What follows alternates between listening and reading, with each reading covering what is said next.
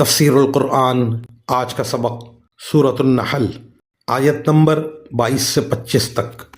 اعوذ باللہ من الشیطان الرجیم، بسم اللہ الرحمن الرحیم۔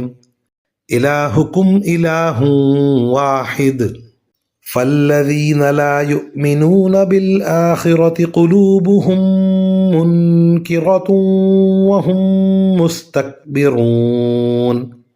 لا جرم ان اللہ یعلم ما یسرون وما یعلنون انہ لا يحب المستکبرین۔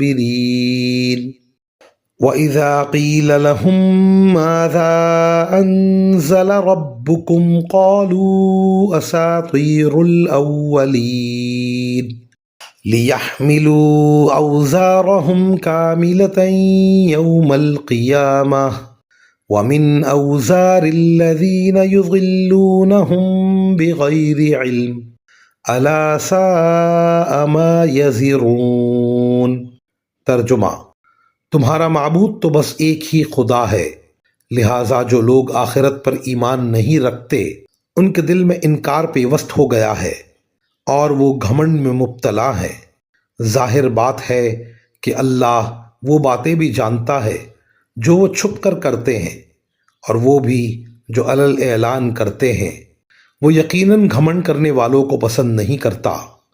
اور جب ان سے کہا گیا کہ تمہارے رب نے کیا بات نازل کی ہے تو انہوں نے کہا کہ گزرے ہوئے لوگوں کے افسانے۔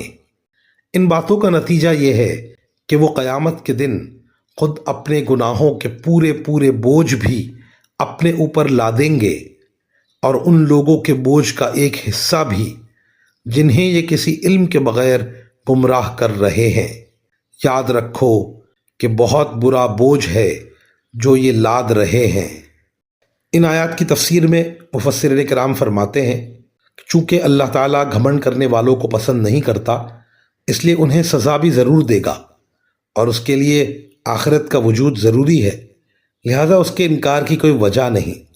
اللہ تعالیٰ کے کلام کو افسانہ قرار دے کر انہوں نے جن لوگوں کو گمراہ کیا ہے ان کے ایسے گناہوں کا بوجھ بھی ان پر لادا جائے گا جو انہوں نے ان کے زیر اثر آ کر کیے۔ وآخر دعوانا ان الحمد للہ رب العالمین۔